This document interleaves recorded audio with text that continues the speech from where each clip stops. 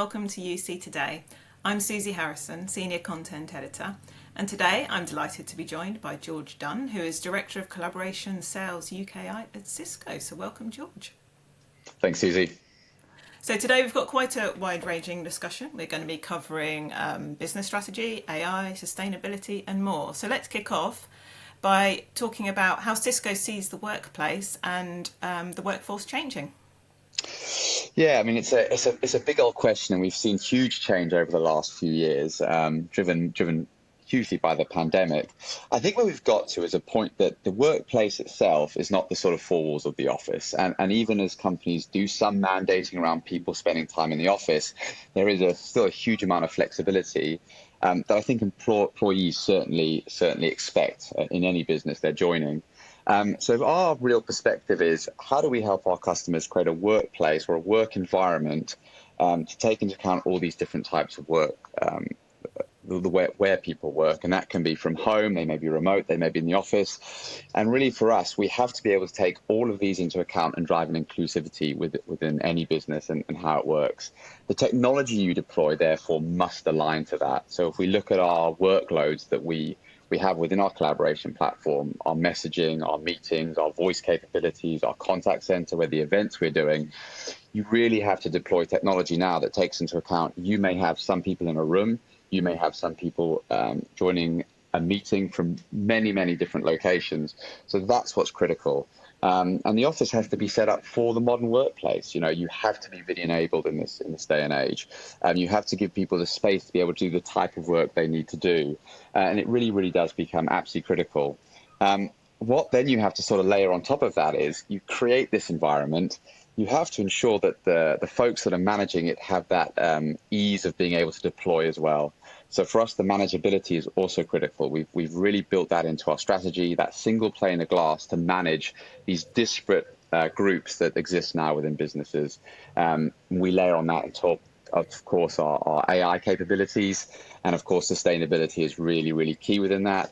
And we've really built that into our platform to ensure that our customers can meet their targets when it comes to those areas. So yes, it's a huge piece to tackle, but what's key is the platform and how we deliver so that employees within organizations can become as productive as possible.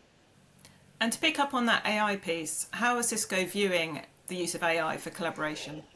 So I think AI, in generally speaking, you've got to be able to drive an outcome.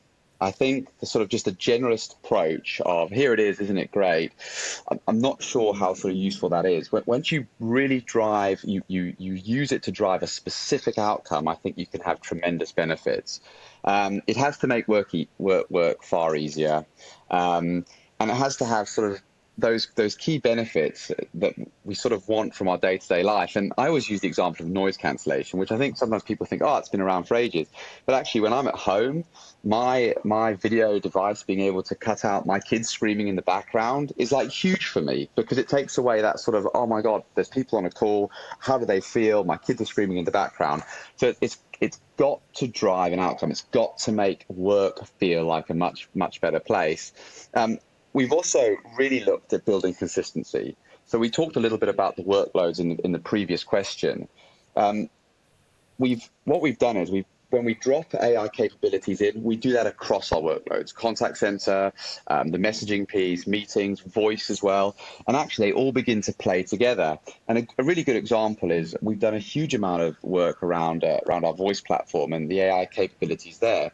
If you make voice absolutely sort of as perfect as possible, of course, that has a really positive knock-on effect on things like translation, on things like transcription.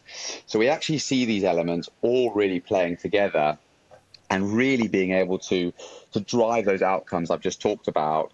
And then a pillar of what we're doing is we call it responsible AI.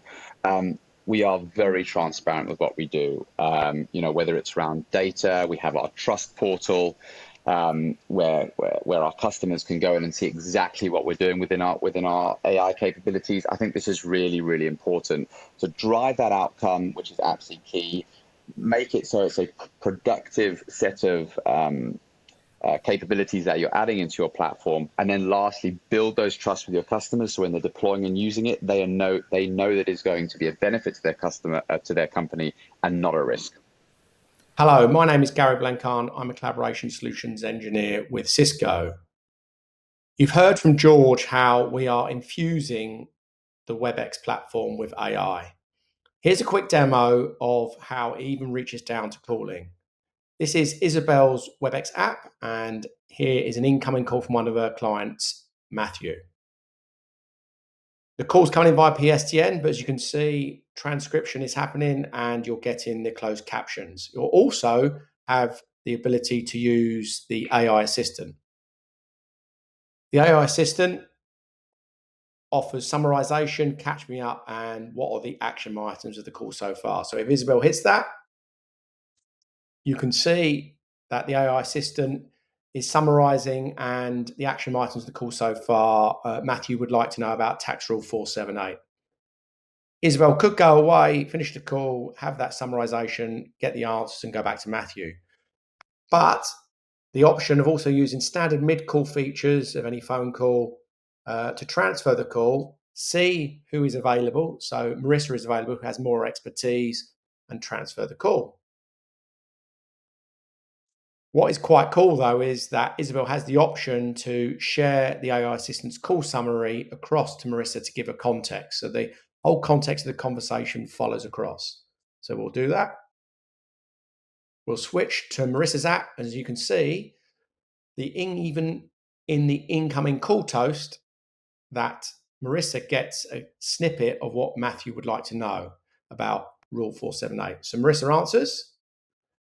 The AI assistant provides the summary of what the call between Isabel and Matthew so far to give her context. She doesn't have to answer all those questions again and then continue and answer the further questions. Marissa then hangs up the call. Within Marissa's Webex app, she can click on the call list of that call with Matthew, and the AI assistant has generated a set of call notes.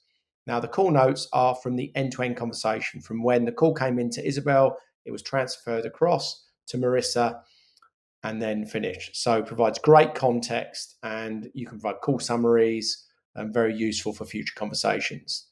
You're probably used to these type of functionalities in meetings and contact center, but this is just in a plain old call. So is the example of where we are infusing capabilities right across the platform. And on that responsibility piece, how is Webex viewing the circular economy and sustainability? What's the approach you're taking there? So a couple of big points to make. If we look at collaboration, there's sort of two elements to the business. There's the hardware piece, our devices, etc., and then there's the actual, our data centers that drive all of our cloud technologies. And if we just sort of look at two of those areas, number one, circular design for our devices, and for customers, anyone who wants to find out more, we can actually take you through what we've done over the last few years in terms of the componentry, in terms of packaging, and really reducing that down in terms of everything we do with our devices themselves. We've brought in payment schemes such as Green Pay as well, which allows customers to make use of, once you get to the end of life of these devices, being able to take those and have them taken away and recycled. We can use them in a very responsible way long term. And then if you look at our data centers in EMEA, they're all run on renewable energy. So this is really, really important to us, is how do we reduce our carbon footprint? How do we reduce our footprint on the environment? And how do we make that account for our customers? And then lastly, we talked a little bit about our management portal in the first question. And what Control Hub does great, it really takes all the sensors and everything we have on our devices and allows companies to begin to look at energy usage. They can define things like waking hours of their devices. When are they active? When are they not? So being able to manage power consumption, I think, has an incredible knock-on effect for our customers. So again, a lot of them have very big aims and targets to ensure that they are playing their part in a more sustainable environment from a business perspective. Being able to measure and understand where you are is really, really critical when you're going on that journey. And why does Cisco believe that operational simplicity is the key to a successful employee and customer experience?